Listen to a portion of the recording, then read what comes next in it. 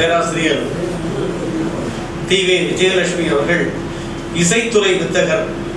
அவருடைய வீணை நரம்புகளுக்கு ஓய்வு இருக்கலாம், ஆனால் அவரின் நரம்புகளுக்கு ஓய்வில்லை. ஓய்வில்லை என்பதனால்தான் அவர் புலவர் ஆய்வையும் தொடர்வார் என்று அண்ணன் அருள் அவர்களிடம் நாங்கள் உறுதி கூறுகின்றோம்.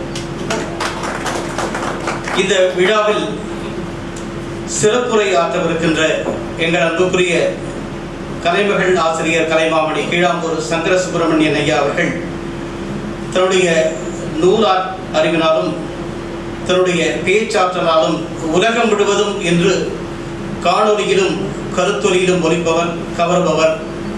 தேவரை பற்றியும் உவேசாவுடைய பற்றியும் திருக்குறள் களஞ்சியங்களும் வழங்கிய அவர் ANS அறக்கட்டளையுடைய அரங்காவலராகவும், குறிப்பாக நாம் நாடு போற்றும் தேஜஸ் அறக்கட்டளையுடைய அரங்காவலராகவும், அது மட்டுமல்லாமல் கீவாஜா அறக்கட்டளையுடைய அரங்காவலராகவும் தொடர்ந்து தொண்டாற்றி வருகின்றார். அம்மன் தரிசனம் நாம் என்றும் மனதிலே பூரித்து வணங்கும் அம்மன் தரிசனம் இதழில் அவர்தான் அதனுடைய ஆசிரியர், அதை வெளியிடுபவர்.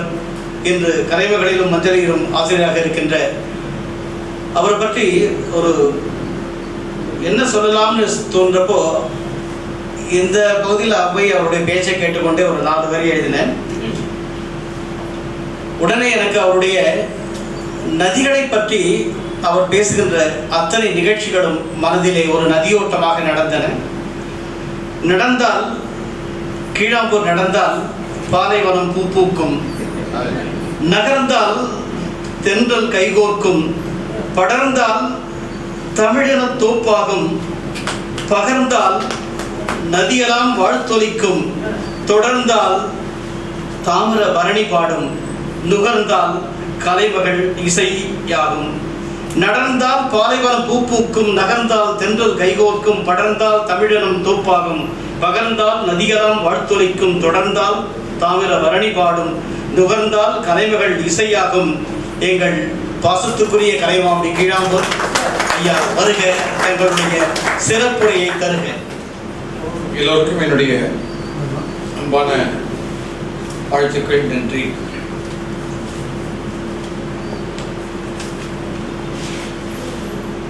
ஒரு பக்கத்துல சிலம்பலி செல்லப்பன் அவர்கள், இன்னொரு பக்கத்துல ஆச்சா ஞானசம்பந்தம் அவர்கள், நடுவுல என்னுடைய தாத்தா திரு என் சிவராமன் அவர்கள், முன்பகுதியில நம்முடைய அருளுக்கும் ஸ்ரீனிவாசனுக்கும் தெரிந்த ஆசிரியர் சந்திரசேகரன் அவர்கள். நான் இவர்களை எல்லாம் கூட்டிக் கொண்டு கபிலர் விழாவிற்காக விழுப்புரத்திற்கு செல்கிறேன். அப்பொழுது சிவராமன் ஒரு கேள்வியை கேட்டார். இந்த தமிழ் இலக்கியத்திலெல்லாம் ஆரம்பிக்கல இந்த காப்புன்ட்டு ஒரு 4 வரி சொல்றாங்களே, இதுக்கு என்னப்பா, இதுக்கு சமாச்சாரம், இதுக்கு ஏதாவது அர்த்தம் இருக்கிறதா என்று அவர் சாதாரணமாக கேட்டார். உடனே ஆச்சானா அவர்கள் அவருக்கே உரிய பாணில தாடியை உருவிக்கொண்டு, சிவராமா அவர்களோட வாடா போடா என்று பேசிக்கொள்வார்கள். சிவராமனும் என்னுடைய தாத்தாவும் 2 பேரும் ஒருத்தர் ரொம்ப இயல்பாக பேசிக்கொள்வார்கள். மிக நெருங்கிய நண்பர்கள் இருவரும். சிவராமா, அது காப்புன்னா உனக்கு அதெல்லாம் புரியாது, நீ தினசரி பத்திரிகை நடத்துறவன், அது ரொம்ப பெரிய விஷயம் இருக்கு அப்படின்னு ஆரம்பிச்சார் அவர்கள். இந்த பாரு, உனக்கு தெரிஞ்சா சொல்லு, தெரியலைன்னா நீ சும்மா இருக்கு, நீ மாட்டு ஏதாவது ஒரு விஷயத்தை தூக்கி கொண்டு போகாத. ஏன்னா நான் தமிழ் இலக்கணம் என் பத்திரிகையில நடத்தினேன், தினமணியில நடத்தினேன். அதாவது உனக்கு தெரியுமா, இதுக்கு ஏதாவது விஷயம் பின்போலம் உனக்கு தெரியுமா இல்லை தெரியாதா என்று கேட்டார் அவர்கிட்ட. உடனே அவர் இல்லை சிவராமா அப்படின்னு ஒரு மாதிரி மழைப்பின்ற உடனே, என்ன சிறப்பு, நீங்க என்ன சொல்றீங்க அவர் பார்த்து கேட்டார். அவர் என்ன சொன்னார், இல்லை நீங்க ஏதோ ஒரு அர்த்தத்துல கேட்பதாக எனக்கு தெரிகிறது, அதனால நீங்களே விடைய சொல்லியிருக்க நன்றாக இருக்கும் அப்படின்னு சிலம்பலி செல்லப்பன் அவர்கள் ஒதுக்கிவிட்டார். சிவராமன் அவர்கள் 3 விஷயங்களை உறுதிப்படுத்தினார். முதல்ல சொன்னார், தமிழ்நாட்டில் எந்த கோவிலாக இருந்தாலும் சரி அல்லது திருமண வைபவங்களாக இருந்தாலும் சரி, காப்பு கட்டாமல் எந்த ஒரு நிகழ்ச்சியும் ஆரம்பிக்க மாட்டார்கள். நீங்கள் பார்த்தீர்களானால் தமிழ்நாட்டில் எந்த ஒரு திருவிழாவாக இருந்தாலும் சரி, அல்லது திருமண விழாவாக இருந்தாலும் சரி. ஆகவே காப்பு என்பது தமிழர்களுடைய உரிமை.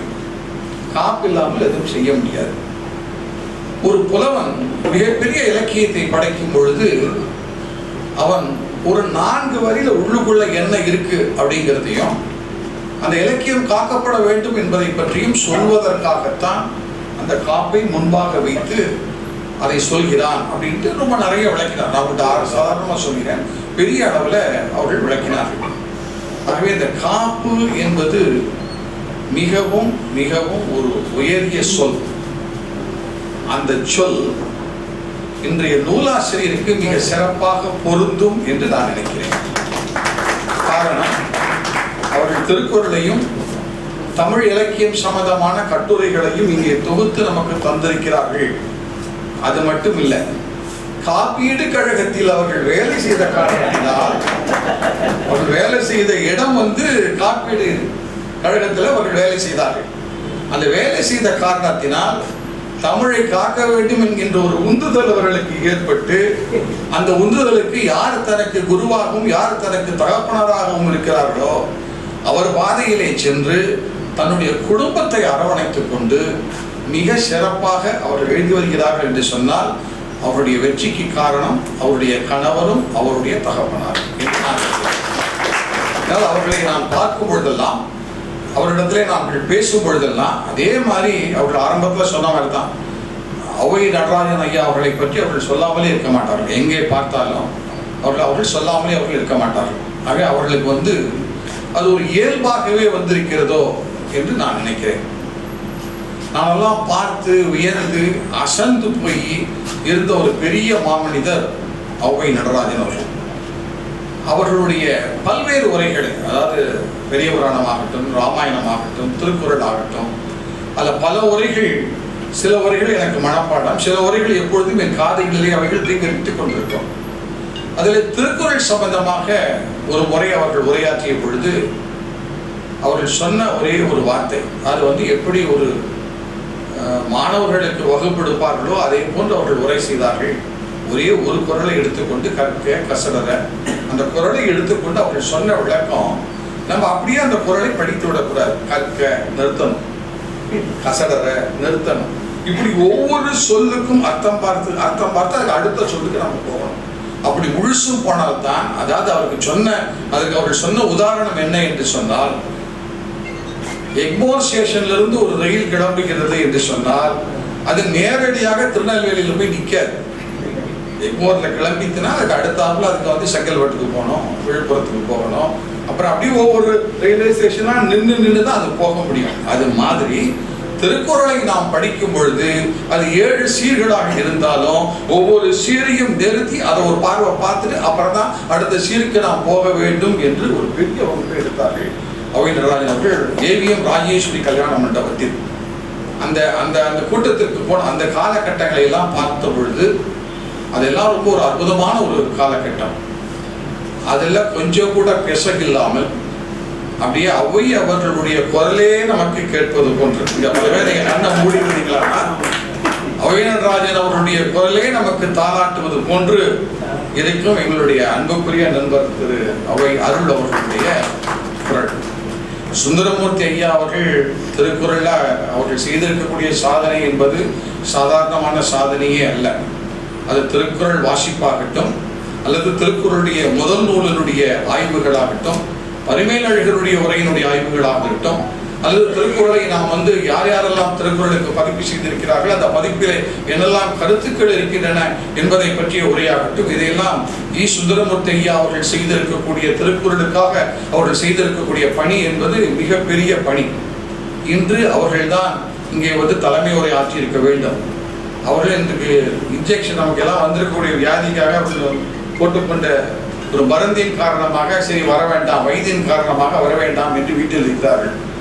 அவர்கள் இந்த கோவாக்சின் இன்ஜெக்ஷன் போட்டதுனால விஜயலட்சுமி அம்மாவுக்கு ஒரு அருள் கிடைத்து அருள் தலைமை ஏற்றார். அவருக்கு கிடைத்த ஒரு அருளாக இன்று அருள் அவர்கள் இங்கே தலைமையேற்று அவருடைய தலைமை உரையை இங்கே ஆட்சியிருக்கிறார்கள் என்று நான் நினைக்கிறேன். ஆனால் இதுக்கு எல்லாத்துக்குமே நாம் எந்த இடத்துக்கு போனாலுமே கூட 2 பேரை மறக்கக்கூடாது. ஒன்று வந்து சிவபெருமானை மறக்கக்கூடாது. இன்னொன்று என்னன்னு பார்த்தீர்களேன்னா, நாம் நாராயணனை எந்த இடத்திலும் மறக்கக்கூடாது. பக்தவச்சலமாகத்தான் பல இடங்களில் நாம் இருக்க வேண்டும். பக்தவச்சல தரிசனம் கிடைக்கவில்லை என்று சொன்னால் அதனுடைய முழுமை என்பது பெறாது எந்த ஒரு இடத்திலையுமே. ஆனால் பல இடங்களில் திருக்குறளை போய் பார்த்தீர்களேனால் அதில் சைவ கருத்துக்களும் வைணவ கருத்துக்களும் பொருந்தி இருக்கின்றன என்று ஆசிரியர்கள் சொல்வார்கள். நான் ரொம்ப வார்த்தையை கவனமாக பிரயோகம் செய்கிறேன். நம்பிக்கை இருக்கக்கூடியவர்கள் அதில் இருக்கக்கூடிய சைவ கருத்துக்கள் வைணவ கருத்துக்கள் பொறிந்து கிடக்கின்றன என்று சொல்வார்கள். அதனால் தான் விஜய கிருஷ்ணனும் அவர்கள் பக்தவச்சலத்தினுடைய மகன் அவர்களும் 2 பேரும் தாமரை அவர்கள் 2 பேருமே சேர்ந்து இந்த நிகழ்ச்சிகளை அவர்கள் கலந்து கொள்கிறார்கள் என்று சொன்னால் அது அம்மையார் அவர்களுக்கு கிடைத்திருக்கக்கூடிய ஒரு வெற்றியாக சிவபெருமான் சார்பில் உங்களுக்கு சுப்பிரமணியனாக நான் வந்திருக்கிறேன். ஆகவே எல்லாமே ஒரு கலப்படமாக இருக்கிறது என்பதற்காக நான் உங்களுக்கு, ஏன்னா கலப்படம் என்பது சில இடங்கள்ல இருக்கலாம், சில இடங்கள்ல கலப்படம் இருக்கக்கூடாது.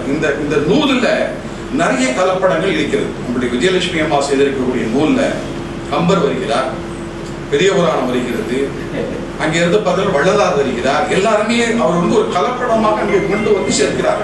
அந்த நூலில் எல்லோரையுமே கலந்து எப்படி ஒரு கைதேர்ந்த ஒரு மருத்துவர் பல விஷயங்களை காம்பினேஷன்ஸ் எல்லாத்தையும் கலந்து கொடுத்தால்தான் அந்த மருந்து நமக்கு வந்து வேலை செய்யும். ஆகவே அது உடல் பிடிக்கு கொடுக்கக்கூடிய ஒரு மருந்து. நம்முடைய மனதிற்காகவும் நம்முடைய பிற்கால வாழ்க்கைக்காகவும் மனதை செம்மைப்படுத்துவதற்காக கொடுக்கக்கூடிய மருந்து தான் கலவையாக செய்திருக்கக்கூடிய அந்த மருந்து. ஆனால் இந்த கலவை என்பது சில நேரங்களில் நல்லது, சில நேரங்களில் இந்த கலவை என்பது கெடுது. எந்த இடத்துல நல்லதோ இலக்கியங்கள்ல கலவை இருப்பதில் தப்பில்லை, கலப்படம் செய்யலாம். ஆனால் வேறு சில பொருள்களில் நாம் கலப்படம் செய்தோம் என்று சொன்னால் அது சரியாக இருக்காது. எங்களுடைய ஆசிரியர் கிவா ஜெகநாதன் அவர்களை எங்களுடைய அலுவலகத்திற்காக நார்த் மெட்ராஸ்ல இருந்து ஒரு செட்டியார் ஒருவர் பார்ப்பதற்காக வந்திருந்தார். எங்களுடைய ஆசிரியரை பார்ப்பதற்காக வந்திருந்தார். வந்தவர் என்ன சொன்னார் என்று கேட்டால், நான் இது மாதிரி நார்த் மெட்ராஸ்ல வந்து ஒரு பலசரக்கு கடை வைக்க வேண்டும் என்று நினைக்கிறேன். இந்த பலசரக்கு கடையில் ஒரு பணம் மாற்றம். நாங்களெல்லாம் வைணவத்தை வழிபடக்கூடியவர்கள். அந்த செட்டியார் சொன்ன வார்த்தை, நாங்களெல்லாம் வைணவத்தை வழிபடக்கூடியவர்கள். ஆனால் என் கடையில் 2 உண்மையான ஊழியர்கள் என் கடையில் வந்து நான் செலக்ட் பண்ணி வச்சிருக்கேன். அவங்க 2 பேரும் சைவர்கள். இப்போ என் கடையில் நான் மாற்றுறது எந்த படத்தை மாற்றுறது? சைவருடைய படத்தை நான் மாட்டுவதா அல்லது நான் வழிபடக்கூடிய வைணவ படத்தை மாட்டுவதா? நான் எந்த படத்தை நான் என்னுடைய மாட்டினால் நன்றாக இருக்கும் என்று எங்களுடைய ஆசிரியர் கிவா ஜெகநாதன் அவர்களை பார்த்து கேட்டார்கள். அப்பொழுது எங்களுடைய ஆசிரியர் சொன்னார், நீங்கள் எந்த படத்தை வேண்டுமானாலும் மாட்டுங்கள், ஆனால் கலப்படம் செய்யாது. செய்வது மளிகை கடை. ஆகவே மளிகை கடையில கலப்படம் செய்தார்கள் என்று சொன்னால் இந்த மளிகை கடை வியாபாரம் சரியாக இருக்காது. ஆனால் இலக்கியம் அப்படி இல்லை. இலக்கியத்திலே நாம் கலப்படம் செய்ய வேண்டும். பல விஷயங்களை நாம் ஆய்ந்து தோய்ந்து அதில் போய் பார்த்து செய்ய வேண்டும். அதிலே மிக அற்புதமாக அவர்கள் இருக்கக்கூடிய இந்த 2 நூலுமே அதை பற்றி அவர்கள் விமர்சனம் செய்வதற்காகவும் அவருடைய உள்ளீடுகளில் என்ன இருக்கிறது என்பதை பற்றியெல்லாம் அவர்கள் பேசுவதற்காக வருகிறார்கள். அதுக்கு முன்னாடி எனக்கு தெரிந்த ஒரு 2 விஷயங்களை மட்டும் சொல்லி உங்களிடமிருந்து விடைபெறுகிறேன். ஒன்று, நதிகளை பற்றி ரொம்ப அற்புதமாக ஒரு கட்டுரையானது, காவேரியை பற்றி ஒரு கட்டுரையானது அந்த நூலிலே வந்திருக்கிறது. காவேரி இலக்கியத்திலே எந்தெந்த இடத்திலெல்லாம் காவேரி பேசப்படுகிறது என்பதை பற்றி நாம் சொல்ல போனால் அது ஒரு பெரிய ஆய்வை செய்திருக்கிறார்கள் என்று சொல்ல வேண்டும். எனக்கு தெரிந்து அவர்கள் எந்த ஒரு இடத்தையும் விடலை. அதோடு மட்டுமில்லை, அதோட சில துணைக்கு வேற சேர்த்துக்கிறாங்க. தமிழ்நாட்டில் புஷ்கரம் நடந்தது, அதில் தாமிரபரணிக்கு புஷ்கரம் நடந்தது, காவேரிக்கு புஷ்கரம் நடந்தது அப்படின்னு சொல்லி காவேரியை பற்றியும் தாமிரபரணியை பற்றியும் உள்ளுக்குள்ளே சில குறிப்பீடுகளை அவர்கள் கொடுக்கிறார்கள். ஆகவே அந்த புத்தகம் என்பது அதோடு மட்டுமில்லை, அந்த புத்தகத்தினுடைய சிறப்பு என்பது கிட்டத்தட்ட ஒரு கால கண்ணாடியாக இலக்கியத்தினுடைய ஒரு பெரிய வளர்ச்சியை பல்வேறு கட்டுரைகள் அடங்கிய ஒரு நூலாக இருக்கிறது. நான் எப்போதுமே ஆரம்பத்தில் நான் பார்க்க ஒரு நிகழ்ச்சிக்கு வருகிறேன் என்று சொன்னால் அந்த நிகழ்ச்சியில் எனக்கு கிடைக்கக்கூடிய முதல் பொருள் சரியாக இருந்தது என்று சொன்னால் அந்த நிகழ்ச்சி மிகவும் சோடையாக இருக்கும், நன்றாக இருக்கும் என்கின்ற ஒரு நம்பிக்கையுடையவன் தான். அதுபோன்று என்னை பார்த்த ஒரு அன்பர் என் கையிலே ஒரு புத்தகத்தை கொடுத்தார். அது வந்து ஒரு பத்திரிகை, ஒரு மாதந்தோறும் வரக்கூடிய ஒரு பத்திரிகை. அந்த பத்திரிகை ஒரு குவியல், நித்திய குவியல். அந்த பத்திரிகை கையிலே கொடுத்தார். அதை தான் நாங்கள் வந்து அமர்ந்த உடனே கையில் கொடுக்கப்பட்டது அந்த பத்திரிகை. நான் நினைச்சேன், நம்ம வந்திருக்கிறது அந்த அம்மாவுடைய புத்தக வெளியீட்டு விழாவுக்கு வந்திருக்கோம், ஒரு பத்திரிகை நம் கையில் கிடைக்கிறதே என்று நினைத்து நாங்கள் எந்த ஒரு பொருளை என் கையில் கொடுத்தாலும், எந்த ஒரு காகிதத்தை கையில் கொடுத்தாலும் அதை கண்ணில் ஒற்றிக்கொண்டு படிப்பது தான் என்னுடைய பழக்கம். ஆகவே அதையும் ஒற்றிக்கொண்டு முதல் பக்கத்தை திருப்பினேன். முதல் பக்கத்தை திருப்பியதோடு எனக்கு மனசு குளிர்ந்தது. காரணம், வள்ளலாரை பற்றிய கட்டுரை அதிலே முதல் பக்கத்திலே இருக்கிறது. நீங்கள் அதை திருப்பி உங்கள் கையிலெல்லாம் இருக்கும், திருப்பி பார்த்தீர்களே ஆனால் ஏன் அது கிடைத்தது என்று யோசித்து பார்த்தேன். அவர் திருக்குறளை பற்றி ஒரு நூலை எழுதி இன்று அருள் அவர்கள் வெளியீடு செய்கிறார்கள். வள்ளலார் இங்கு வரவில்லை என்றால் அந்த நிகழ்ச்சி முழுமை பெறாது. காரணம், தமிழ்நாட்டில் முதல்ல திருக்குறள் வகுப்பு நடத்தியது யார் என்று கேட்டால் வள்ளலார் பெருமான் தான் தமிழ்நாட்டில் முதல்ல திருக்குறள் வகுப்பு நடத்தியவர். வள்ளலாருக்கு பிறகுதான் வடிவேலு செட்டியாரோ மற்றவர்களோ பின்னாடி ஆரம்பித்தவர்களோ அவருக்கு பின்னாடி வந்தவர்கள். முதல்ல திருக்குறள் வகுப்பு நடத்தியது யார் என்று கேட்டால் வள்ளலார் பிரான் தான் முதல்ல திருக்குறள் வகுப்பை இங்கே செய்கிறார். ஆகவே அந்த வள்ளலார் பெருமானே நமக்கு காட்சி அளித்திருக்கிறார். ஆகவே இவருடைய புத்தகத்திற்கு மிக சரியான ஒரு அத்தாட்சி கிடைத்திருக்கிறது என்று நான் மனசிலே நினைத்துக் கொண்டேன். அப்படித்தான் இந்த நூலை நான் பார்த்த பொழுது எனக்கு தோன்றியது அதுதான். இன்னொரு விஷயம், திருக்குறளை பற்றி சொல்ல வேண்டும். இது நாம் திருக்குறளை பற்றி எல்லாம் மிக அற்புதமாக நாம் பேசிக் கொண்டிருக்கிறோம். இன்றைய திருக்குறள் சுவடிகள் எல்லாம் எப்படி சரஸ்வதி மகாலுக்கு போய் சேர்ந்தன? சரஸ்வதி இன்று இருக்கக்கூடிய பல்வேறு நூல்கள் வந்து விட்டது. தமிழ் வளர்ச்சித் துறையில பல மொழிகளிலே அவர்கள் திருக்குறளுக்கு மொழிபெயர்ப்பு செய்திருக்கிறார்கள். அதே போன்று மத்திய செம்மொழி நிறுவனமும் பல மொழிகளிலே திருக்குறளுக்காக பல மொழிபெயர்ப்புகளை அவர்களும் கொண்டு வருகிறார்கள். இன்றைய காலகட்டத்தில் நவீன யுகத்தில் நாம் இதையெல்லாம் செய்வது என்பது பெரிய விஷயம் அல்ல.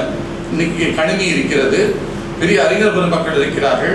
ஆகவே திருக்குறளை அவர்கள் கையில கொடுத்து படித்து சொல்லி உடனே எழுதுவது என்பது பெரிய விஷயம் இல்லை.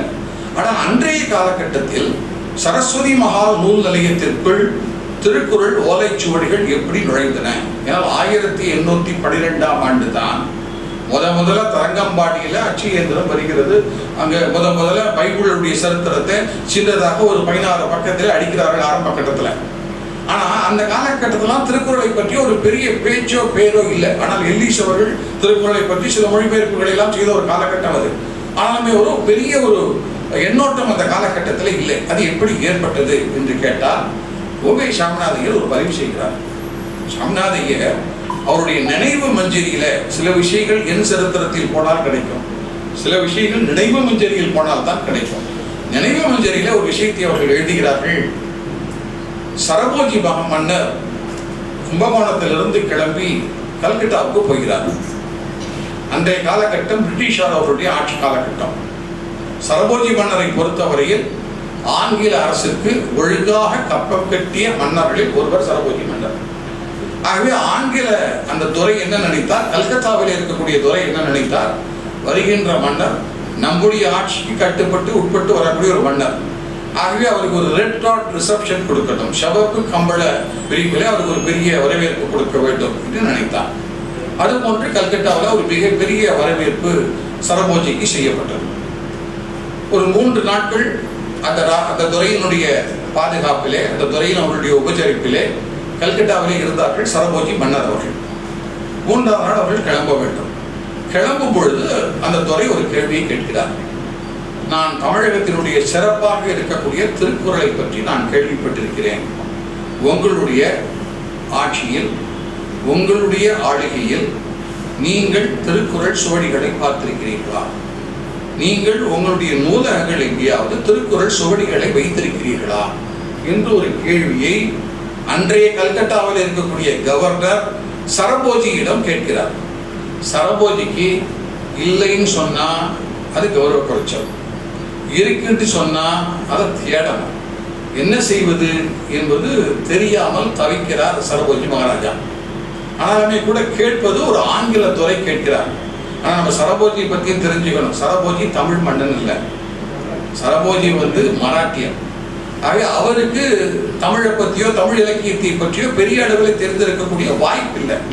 ஆனாலுமே கூட அவருக்கு திருக்குறள் திருக்குறள் என்று காதலை விழுந்த ஒரு காரணத்தினால என்ன சொல்றதுன்னு தெரியாம இன்றைய அரசியல்வாதிகள் மாதிரி எங்கிட்ட திருக்குறள் புத்தகம் இருக்கிறது என்று சொல்லிவிடுகிறார். சொல்லிட்டு திரும்பி வந்து செஞ்ச வேலை தான் பெரிய வேலை. திரும்பி கும்பகோணத்திற்கு வந்து தமிழ் புலவர்களை எல்லாரையும் எல்லா திசைக்கும் அனுப்பி வைத்து அன்றைய காலகட்டத்தில் ஒரு வரானிலிருந்து ஆரம்பித்து 16 வரான் முடிய அவர்களுக்கு சம்பளமாக கொடுத்து எங்கெங்கெல்லாம் ஓலைச்சுவடிகள் கிடைக்கிறதோ அதையெல்லாம் கொண்டு வந்து சரஸ்வதி மகா நூலகத்தில் சேருங்கள் என்று சொல்லி அவர் சொன்னதின் காரணமாக, அன்றைய தமிழ் புலவர்கள் கொண்டு கொடுத்ததின் காரணமாக சரஸ்வதி மகா நூலகத்திற்கு திருக்குறள் வந்து சேர்ந்ததாக கோவை சாமிநாதையர் கட்டுரையில் எழுதினார். ஆகவே திருக்குறள் என்பது, ஏன்னா திருக்குறளை பற்றி வந்து நிறைய பேர் ஆயிட்டாங்க, 300-400 பேர் ஆயிட்டாங்க, இன்னும் பல மொழிகளில் வரும். ஆனால் திருக்குறள் சம்பந்தமான ஆய்வுகள் என்பது குறைவாகத்தான் இருக்கிறது என்று நான் நினைக்கிறேன். என்னை பொறுத்தவரையில திருவள்ளுவரை பற்றிய ஆராய்ச்சியும் திருக்குறள் நூலோடு சம்பந்தப்பட்ட பிற சமாச்சாரங்களும் கொட்டி கிடக்கின்றன. அந்த நான் சொன்ன ஒரு சின்ன ஒரு உதாரணம் தான். இது போன்ற திருக்குறள் சம்பந்தமான விஷயங்கள் நிறைய அதைத்தான் நான் தேடிக்கொண்டிருக்கிறேன். அது போன்ற விஷயங்கள் நிறைய இருக்கின்றன. இதையெல்லாம் மனசிலே உள்வாங்கி மிக ஒரு நிறைவான ஒரு விழாவாக இந்த இடத்திற்கக்கூடிய புலவர் விஜயலட்சுமி அம்மா அவர்களையும் இந்த நிகழ்ச்சிக்கு வந்திருக்கக்கூடிய உங்கள் அத்தனை பேரையும் பாராட்டி மகிழ்ந்து உங்களிடமிருந்து விடைபெறுகிறேன். நன்றி, வணக்கம். மேடையில் உள்ளவர்கள் உட்பட அனைவருக்கும் வணக்கம். லட்சுமி அம்மையார் அவங்க அம்மா என்னை வந்து 20 வருடத்துக்கு முன்பாகவே அவர் இல்லத்திற்கு செல்லுவேன், தஞ்சாவூர் டவர் நினைக்கிறேன் இல்லைம்மா, செல்லுவேன். அவர்கள் அருமையாக என்னுடைய பாடலை கேட்டு ரசிப்பார்கள், பேச பேச ரசிப்பார்கள். அவங்க அண்ணியார் வந்திருக்கின்றார். அவர் கூட வந்து கிருஷ்ணகான சபாவில் நான் திருக்குறளுக்கு ஒரு குறையும் இல்லை என்ற தலைப்பில் பேசினேன் 2 மணி நேரம். அம்மையார் எனக்கு பொன்னாடை போத்தினார்கள். இவர்களை எனக்கு வந்து கேள்விப்பட்டு தான் நான் வந்தேன். இலக்கியத்துக்காக என்ன மதியாதார் தலைவாசல் மிதிய வேண்டாம்னு இருந்தாலும் கூட இலக்கியத்துக்கு திருக்குறளுக்கு அதெல்லாம் பார்க்க முடியாது. ஐயா சொன்னாங்க திருக்குறள் பெருமைகளை அணுவை துளைத்து 7 கடல் போட்டி குறுகு தரித்த குறள் அவையார் சொன்னாங்க. அந்த மாதிரி ஒரு நிலைமையில திருக்குறளுக்கு முடிவும் எதுவுமே கிடையாது, போய்கிட்டே இருக்கும். குன்றக்குடி பொன்னம்பல அடிகளார் சொன்ன மாதிரி போய்கிட்டே இருக்கும், ஒவ்வொரு சொல்லுக்கும் ஒவ்வொரு பொருள். அது இருக்கட்டும். இருந்தாலும் எனக்கு வந்து விருது கொடுத்ததாக ஐயா அவர்கள் இப்போ உங்கள் முன்னிலையில் அறிவித்தார்கள். நான் விருது பெறும் பொழுது செட்டி மருத்துவமனையில் அறுவை சிகிச்சை செய்து கொள்கிறேன், இதயத்திற்கு. ஆனால் எனக்கு அறிவிப்பு வருகிறது விருது. கடவுள் பாருங்கள், திருவிளையாடல். அந்த மாதிரியும் செய்து இந்த மாதிரி என்னை கொஞ்சம் சந்தோஷப்படுத்தினாரு. அது எனக்கு உயிர் கொடுத்தது போல இருந்தது. இதில் ஐயாவுக்கும் பங்கு உண்டு. நான் நிறைய முறை வீட்டுக்கு இனிப்போடு செல்ல வேண்டும், பழங்களோடு செல்ல வேண்டும் என்று எதிர்பார்த்தால் வர வேண்டாம், இப்போது இருக்கிற சூழ்நிலை கொரோனா என்று சொல்லி ஐயா என்னை தடுத்து நிறுத்தி விட்டார். சரி, இப்பொழுதுதான் இந்த வாய்ப்பிலே அவருக்கு ஒரு என்னால் முடிஞ்ச ஒரு எளிய ஆடை பயனாடை கொடுத்தலாம் என்று வந்திருக்கின்றேன். ஐயா அருள் கூர்ந்து அந்த எளிய பயனாடை ஏற்றுக்கொள்ள வேண்டும் என்று கூறி உங்கள் முன்னால் அவருக்கு பெருமை சேர்க்கின்றேன். வாய்ப்புக்கு நன்றி, வணக்கம். உங்க சொந்தக்காரர் போலாம்.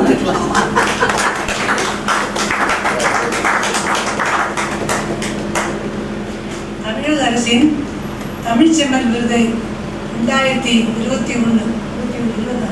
2020ஆம் ஆண்டுக்கான தமிழ்ச்செம்மல் விருதை பெற்ற திருக்குறள் முனைவர் சென்னமன் அவர்களுக்கு இந்த பொன்னாடையை அணிவித்து வெளியிடுகிறேன்.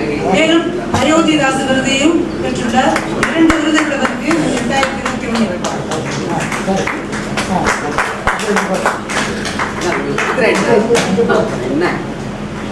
அருள் ஐயாவே சொல்லிட்டாரு. சந்தோஷமா இருக்கு. நன்றி.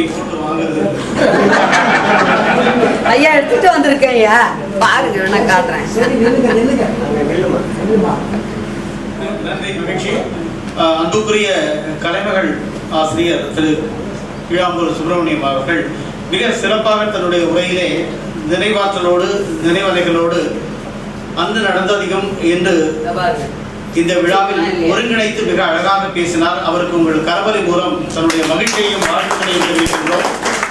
தொடர்ந்து குறிப்பாக அந்த கலப்படம் பற்றி, கலவையை பற்றி சொன்னார். கலவையில் அருள் பெற்ற சங்கரன், கலவையில் அருள் பெற்ற சங்கரன் சங்கர சுப்பிரமணியன், ஔவையில் அருள் பெற்ற ஔவை அருள், சீவையில் அருள் பெற்ற தாமரை கண்ணன். சீவை என்றால் சீவை தாமோதரம் பிள்ளை அவர்களை பற்றி ஆய்வு செய்த அருள் பெற்றவர். சீவையில் அருள் பெற்ற தாமரை கண்ணன், திருவையில் அருள் பெற்ற புலவர் தீவே விஜயலட்சுமி திருவையாறு. கலவையில் அருள் பெற்ற சங்கரன், ஔவையில் அருள் பெற்ற ஔவையருள், சீவையில் அருள் பெற்ற தாமரை கண்ணன், திருவையில் அருள் பெற்ற தீவை விஜயலட்சுமி இந்த விழாவின் சிறப்பல்லவா. இந்த நூல்களை பற்றி, குறிப்பாக தமிழ் இலக்கியம் ஒரு சோலை பார்வை என்ற நூலை பற்றி இன்று ஒரு மாலை பார்வையாகவும், திருக்குறள் பேரொழியை பற்றி இந்த ஒளியில் தன்னுடைய உன்னத மன திட்பங்களையும் சொல்ல வருகின்றார் முனைவர் ப. தாமரை கண்ணன், மாநில கல்லூரியின் தமிழ் இணை பேராசிரியர். தமிழ், தெலுங்கு, கன்னடம் அனைத்திலும் பட்டயங்களும் பட்டமும் பெற்றவர் புலவர் தாமரை கண்ணன் அவர்கள். சீவை தாமோதரம் பிள்ளை அவர்களுடைய தமிழ் பதிப்பு வரலாறு, தமிழ் இலக்கியத்தில் நீதி, இலக்கியங்களில் நீதி இவற்றுடைய ஆய்ந்து அறிந்து பட்டங்கள் பெற்றவர். பதிப்பு செம்மல், அருந்தமிழ் ஆய்வுரை செல்வர் என்னும் விருதினை பெற்றுள்ள ஐயா புலவர் தாமரை கண்ணன் அவர்களை இந்த நூல்களை பற்றி தன்னுரையை வழங்குமாறு உங்கள் சார்பாக அன்போடு கேட்டுக்கொள்கின்றேன்.